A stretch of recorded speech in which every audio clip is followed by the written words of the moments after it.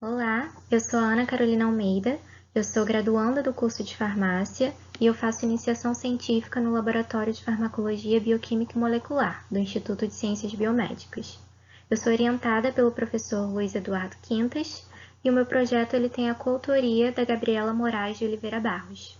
E o tema do nosso trabalho é sobre a avaliação do efeito do envelhecimento in vitro sobre a atividade celular renal. Bom, o envelhecimento ele é um processo degenerativo progressivo que ocorre em todas as células do nosso organismo.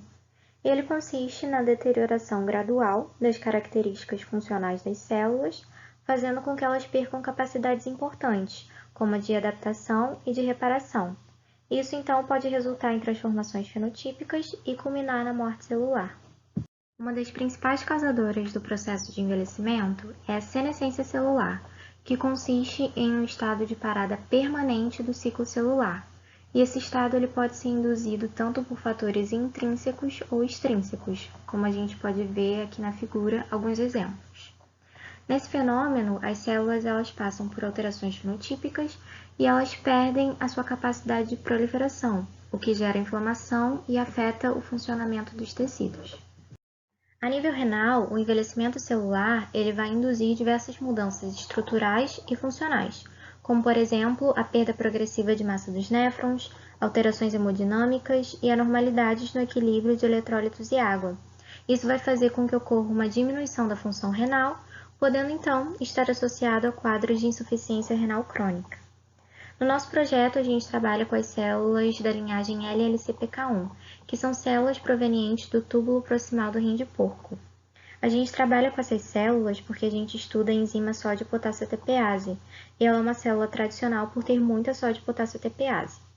E além disso, a sódio-potássio ATPase do porco tem as mesmas características fisiofarmacológicas da enzima humana.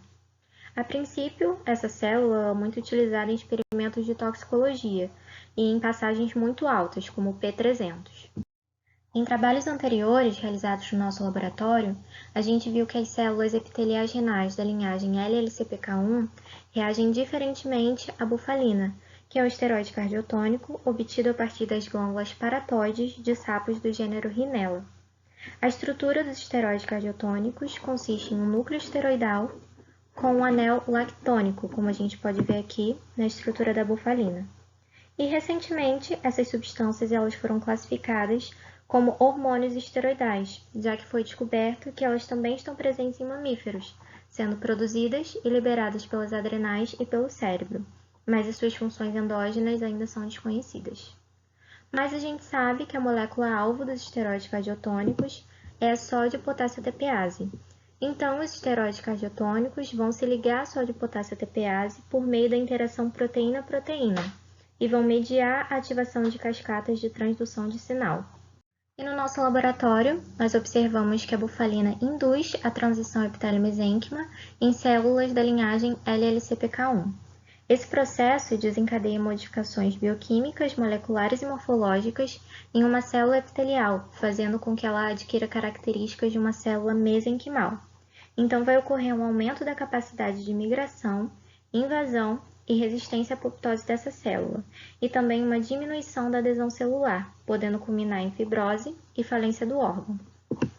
Nessa foto, a gente pode ver bem como a bufalina faz com que a célula perca o seu formato cuboide, típico de uma célula epitelial, e vai promover a formação de fibras de estresse na transição epitélio-mesênquima.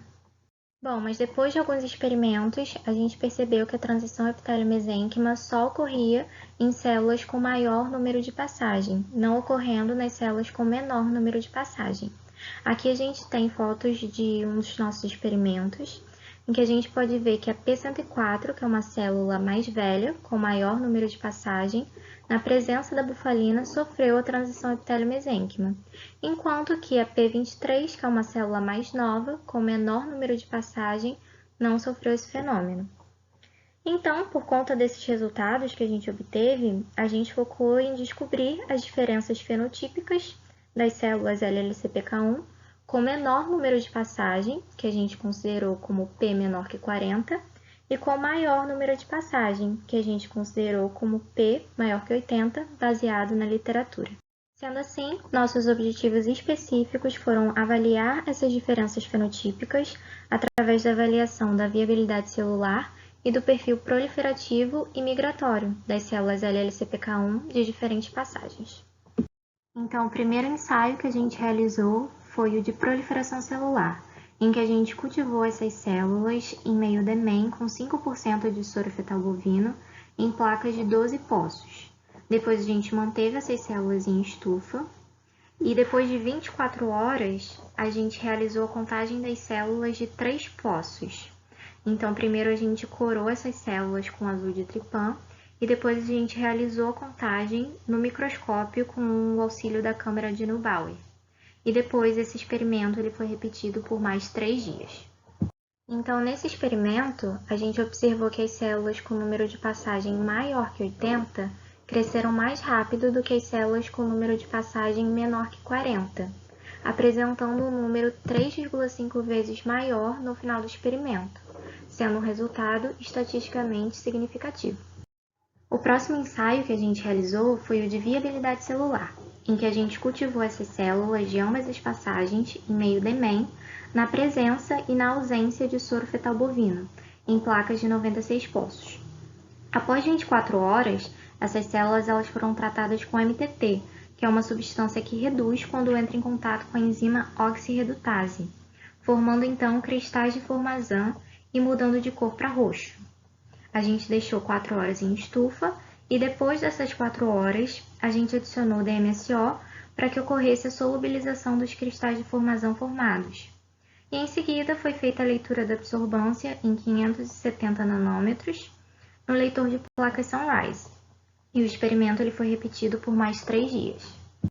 Bom, então nesse experimento, a gente observou que as células com maior número de passagens apresentaram uma absorbância significativamente maior do que as células com menor número de passagens em 72 horas e em 96 horas, na presença de soro fetal bovino, enquanto que na ausência do soro fetal bovino, as células não apresentaram diferenças significativas na absorbância.